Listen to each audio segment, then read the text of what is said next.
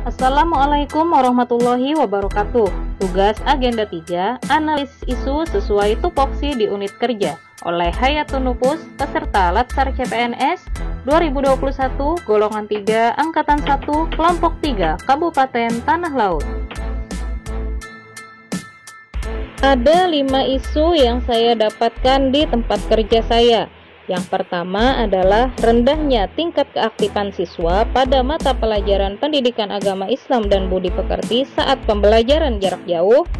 Yang kedua, rendahnya motivasi belajar siswa pada mata pelajaran pendidikan agama Islam dan budi pekerti pada saat pembelajaran jarak jauh.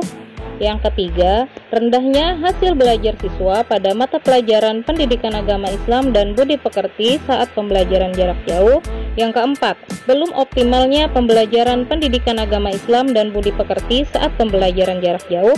Dan yang terakhir, rendahnya minat baca siswa pada mata pelajaran pendidikan agama Islam dan budi pekerti saat pembelajaran jarak jauh.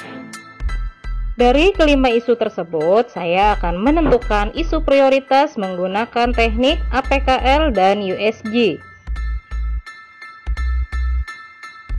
Apa itu APKL? APKL adalah analisis yang dilakukan berdasarkan aspek aktual, problematik, kehalayakan, dan layak. Aktual yaitu isu yang sedang ramai terjadi di kalangan masyarakat atau diperkirakan akan terjadi dalam waktu dekat.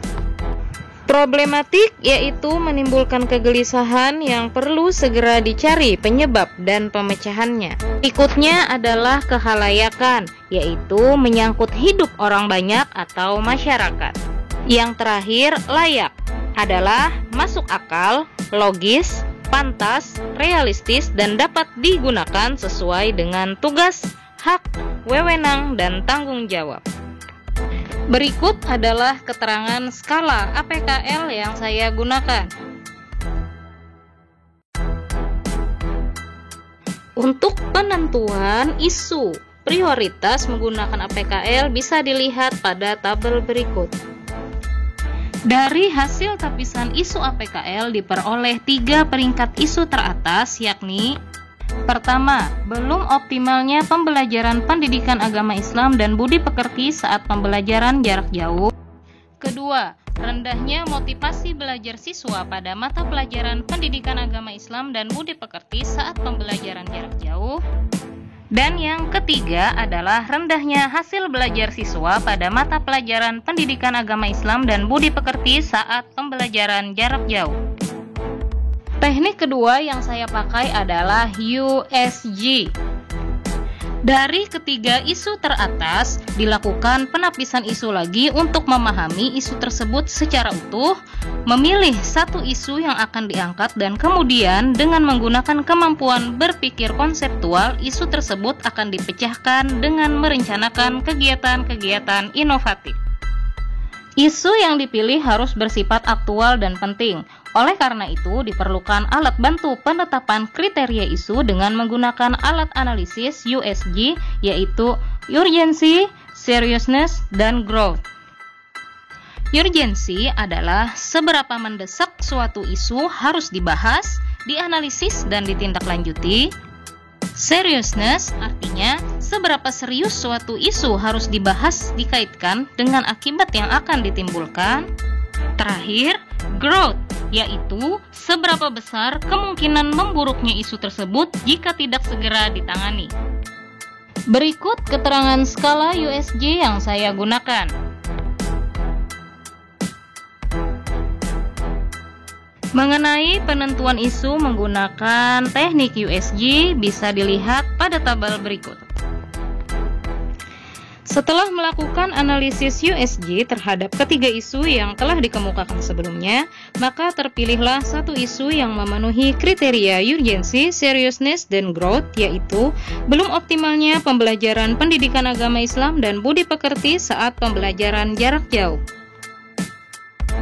Langkah selanjutnya ialah menganalisis isu menggunakan diagram fishbone. Sebagai usaha dalam mengatasi isu belum optimalnya pembelajaran pendidikan agama Islam dan budi pekerti saat pembelajaran jarak jauh, maka saya perlu menganalisis penyebab munculnya masalah atau isu yang kemudian dapat memberi gambaran bagaimana solusi yang mungkin dapat ditawarkan. Untuk mempermudah dalam mengidentifikasi akar masalah, maka digunakanlah diagram fishbone. Berdasarkan pengetahuan dan pengalaman saya, terdapat 3 permasalahan utama yang menyebabkan belum optimalnya pembelajaran pendidikan agama Islam dan budi pekerti saat pembelajaran jarak jauh, yaitu media, siswa, dan sarana. Dari segi media ialah penggunaan media pembelajaran yang kurang tepat saat pembelajaran jarak jauh dan terkesan monoton. Kedua, siswa, yakni kurangnya pemahaman materi saat pembelajaran jarak jauh. Yang terakhir, sarana, yakni tidak semua siswa memiliki smartphone dan akses jaringan internet yang baik. Langkah ketiga adalah pemecahan isu. Untuk menyelesaikan isu belum optimalnya pembelajaran pendidikan agama Islam dan budi pekerti saat pembelajaran jarak jauh, bisa dengan menggunakan media pembelajaran yang tepat dengan tahapan membuat RPP, kemudian membuat media yang akan digunakan seperti Google Form yang berisi materi, video penjelasan, dan soal.